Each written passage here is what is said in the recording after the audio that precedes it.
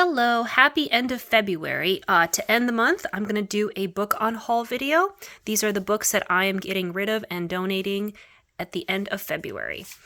This is Poverty by America. I read this book this month and I really enjoyed his book Evicted, but this was very different. Evicted was very well organized and researched, and this one was just kind of a manifesto. It was just a lot of talk, and I don't think I'm going to need to read this one again.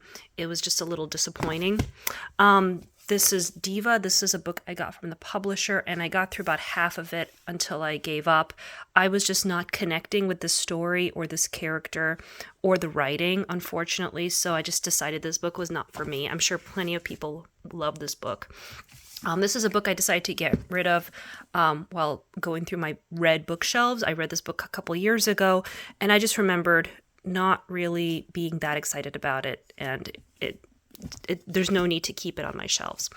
This is another book I read this month, The Notebook, and it was okay. The first half was odd, but the second half I liked more than the first half, but I don't think this author is complex enough for me to reread.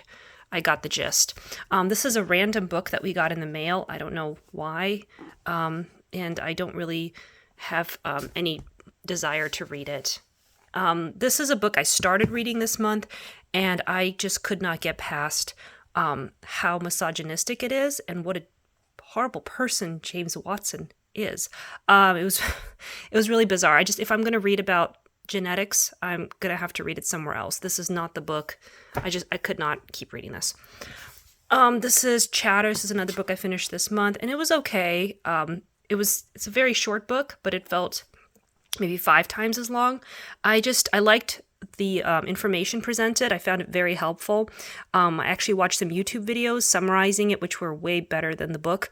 It's just the examples he provides are very odd, and I don't think I want to go through the experience of actually reading this book again. I got really good information from it, which I can apply to my life.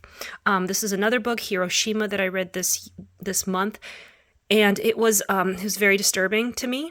I'm very sensitive, and I got through it, and I don't think I want to read it again.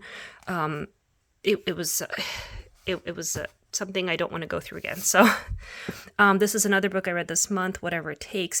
This book is a very interesting but depressing book, and it was specifically about one man, Jeffrey Canada. And I really enjoyed this story, but I don't think I need to read it again. I like more general books on education. This one was a little too specific, and the ending was disappointing and very sad for me. I wish it was kind of went through and talked about where his school system is now, instead of just kind of ending it on a negative note. This is a book I read by John Elder Robinson. It was very good. It was a book about autism. But the problem I had was some of his examples were way too specific to himself. So I kind of found my mind wandering at times while reading it. Most of it was very good, and I really liked the way he talked about his experience. But some of it was just too specific. This is a book that I got. This is a blast from the past from my mom's house. That I had good memories reading, but then when I started reading it again, I realized it was written by a cult leader from Japan, and it did feel very culty and weird, and it's funny that some of my religious beliefs are based on a cult from high school. This is another book I decluttered from my read shelf because I liked it, but it was so long, and it was a little tedious, and I was going to save it for my kids, but I don't think my kids are going to read it. This book took me forever to finish, and I enjoyed it, but I don't think this is going to be a reread for anyone.